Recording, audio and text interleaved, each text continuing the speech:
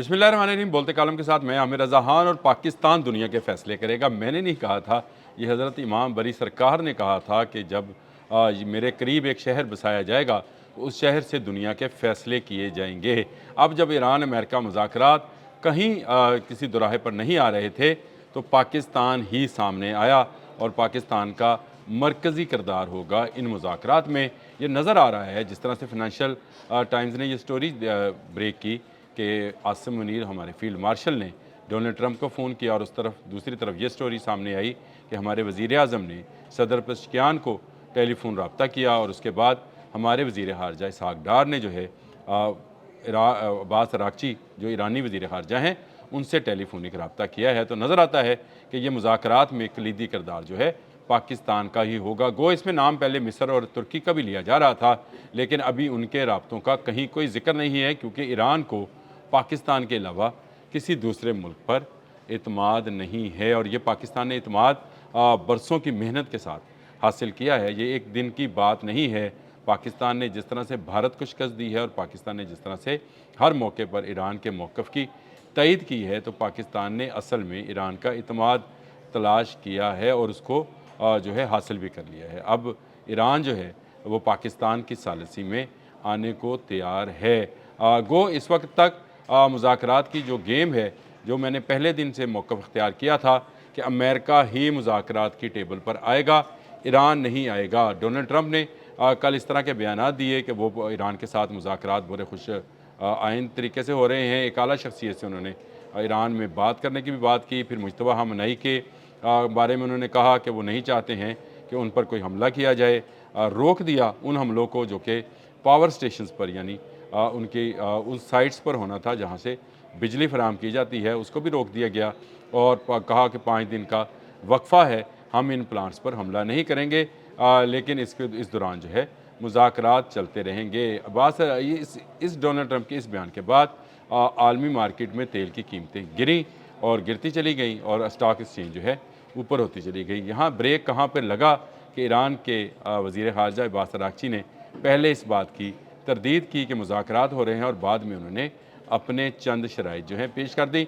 मैंने कल के व्लॉग में आपको 3 शराइत बताई थी कि ये शराइत रखी गई हैं, लेकिन असल में ये शराइत जो हैं 5 हैं। इसमें जौहरी प्रोग्राम का हक़ भी शामिल है कि अगर इसराइल जौहरी प्रोग्राम पर काम कर सकता है तो ईरान को भी ये पूरा हक़ है कि वो जौहरी प्रोग्राम पर काम करे। और अगर इसराइल के पास बैलिस्टिक मिसाइल जो हैं, जो कि मीडियम रेंज बैलिस्टिक मिसाइल्स हैं, अगर उसके पास हैं तो ईरान भी इसका हक़ रखता है। यानी बराबरी की सतह पर जो है अमेरिका डील करे ईरान और इसराइल के साथ, ताकि जो हथियार उसके पास हों वही हो। और तीसरी अहम तरीन शर्त यह है कि आपने हुर्मुज़ में नया कानून पासदारी जो है वो यानी उसको पास करने का, वहाँ से गुज़रने का जो है राहदारी, सॉरी पासदारी कह रहा हूँ, राहदारी जो है उसको तस्लीम किया जाए। और वो कानून क्या है कि $20 लाख 2 वेसल्स ले जाओ, यानी अब टैक्स लगेगा जो ईरान वसूल किया करेगा।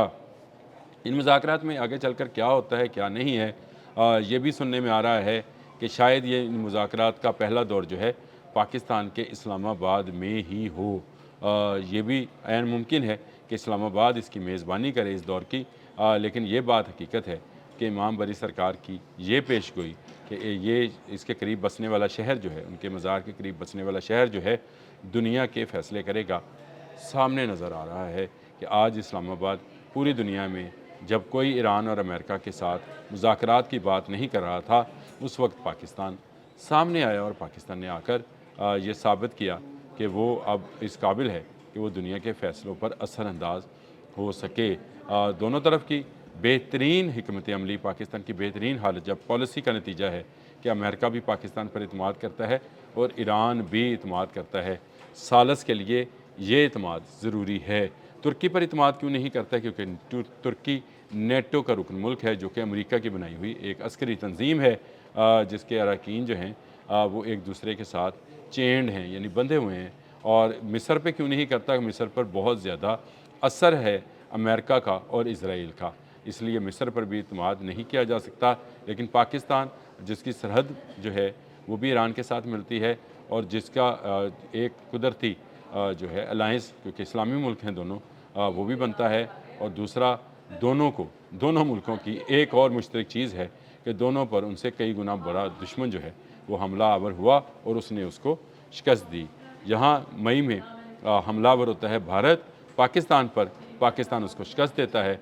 जून में 2025 में इसराइल और अमेरिका हमलावर होते हैं, ईरान उनको भी शिकस्त देता है और अब दोबारा 28 फरवरी को फिर हमलावर हुआ और उसके बाद उसको भी शिकस्त दे दी गई। यानी ईरान अब इस वक्त फातिहा है। ये एक असूल है जंगों का कि जब आप पर जो है चढ़ दौड़ने वाला या हमलावर जो है वो कब्ज़ा ना कर ले आपके मुल्क पर और आप अपने मुल्क पर दिफा करने में कामयाब हों, तो हमला करने वाला नाकाम तस्वर किया जाता है और दिफा करने वाला कामयाब तस्वर किया जाता है। मैं इसीलिए कहता हूँ कि ईरान ये जंग जीत चुका है। आज 25वां रोज़ है, 24 मार्च आज 2026 है और कल यानी 23 मार्च को ये खुशखबरियाँ सामने आना शुरू हुई कि मुज़ाकरात पर किसी न किसी तरीके से माना जा रहा है और इसका अगला तरीक़ाकार क्या होगा, कितने दौर चलेंगे, क्या उस दौरान में जंग बंद होगी। कल भी बहुत सारे लोगों ने मुझसे ये सवाल किया। आज सुबह भी जब मैं दफ्तर आ रहा था तो बहुत सारे लोग ये पूछ रहे थे कि क्या जंग बंद हो गई भाईजान। नहीं बंद हुई, जंग बंद नहीं हुई, मुज़ाकरात शुरू हुए हैं। इसमें दोनों फ़रीक़ैन जो हैं किस हद तक जो है एक दूसरे के साथ मामलात पर मुफ़ाहमत करते हैं, ये फ़ैसला होना अभी बाकी है। हाँ, ये जंग रुक गई जो मैं जिस खदशे का इजहार कर रहा था कि अगर ईरान के पावर स्टेशंस पर हमला हुआ यानी उसकी बिजली बंद हुई तो इसराइल बशमूल पूरा मिडल ईस्ट जो है वो भी अंधेरों में नहा जाएगा और दूसरा डिसैलिनेशन जो प्लांट्स हैं वो भी तबाह कर दिए जाएंगे। ये वो प्लांट्स हैं जो कि समुंदर से पानी लेकर साफ़ पानी जो है इन रियासतों को मुहैया करते हैं। ये एक बड़ा तरीक़ाकार है कि समुंदर के पानी को लें, उसको साफ़ करें। ये भी बिजली से ही चलते हैं, इनको तबाह ना किया जाए, सिर्फ ग्रिड स्टेशन ही उड़ा दिए जाएँ, तब भी ये प्लांट बंद हो जाएंगे और इन मुल्कों के पास चंद दिन यानी 1-2 दिन के अलावा पानी जो है वो नहीं बचेगा, जिसके बाद यहाँ पर शदीद बहरान सामने आ सकता है। ये वो धमकी थी जो पासदाराने इनकलाब ने डोनाल्ड ट्रंप के 48 घंटों वाली धमकी के बाद दी और जिसके नतीजे में डोनाल्ड ट्रंप जो हैं वो सरबसूज हो गए यानी झुक गए और झुक गए किसके सामने, ईरान के सामने, और मुज़ाकरात की बात को आगे बढ़ाया। उस मुश्तबा हमअनाई जिसके बारे में वो कहते थे कि मुझे पता नहीं ये ज़िंदा है ये मुर्दा है, उसके बारे में अब वो कह रहे हैं कि मैं नहीं चाहता कि उस पर हमला किया जाए। ये एक ऐसी कामयाबी है ईरान की जिसको अगर अल्फाज में बयान करना चाहें तो आप नहीं कर सकते। अपने से कई गुना बड़ी क़ुव्वत को इस तरह से शिकस्त देना और पाकिस्तान का इन मुज़ाकरात में आना, मैं ये समझता हूँ कि पूरे आलम इस्लाम के लिए और ख़ास कर पाकिस्तानियों के लिए काबिल फ़ख्र है। पाकिस्तान बिलाशुबा एक ऐसी एटमी क़ुव्वत है जो समझदारी, बुर्दबारी, जहानत के साथ दुनिया के मामलात में ना सिर्फ मुदाखलत कर सकती है बल्कि इन मामलात को हल भी करा सकती है। अमेरिका जैसा मुल्क भी अगर पाकिस्तान को सालिसी के लिए कह रहा है और ईरान भी उसको तस्लीम कर रहा है तो फिर मान जाएँ वो लोग जो पाकिस्तान की खारजा पॉलिसी पर तनकीद किया करते थे। मैं अक्सर कहता हूँ जिनके कहने से घर में खाना नहीं बनता और वो पाकिस्तान की खारजा पॉलिसी पर बहस कर रहे होते हैं। ऐसी बहस करना फजूल है। जो मुल्की मामला चलाते हैं उनके दिमाग हमारे दिमागों से कई गुना ज़्यादा बड़े होते हैं और सिर्फ एक नहीं होता, कई दिमाग जो हैं मिलकर एक फ़ैसला कर रहे होते हैं और फैसला जो है आपको नज़र भी आ रहा है कि दुनिया का कौन सा मामला है जिसमें पाकिस्तान अक़वाम मुत्तहिदा से लेकर आज इस साल से तक दखल अंदाज नहीं है। पाकिस्तान की खारजा पॉलिसी बहुत ज़बरदस्त है। पाकिस्तान के फ़ील्ड मार्शल भी ज़बरदस्त हैं, उनको भी जिंदाबाद। पाकिस्तान के वज़ीर आज़म शहबाज शरीफ भी जिंदाबाद। आलमी अमन पाइंदाबाद। ये रहेगा तो सब लोग तरक्की करेंगे।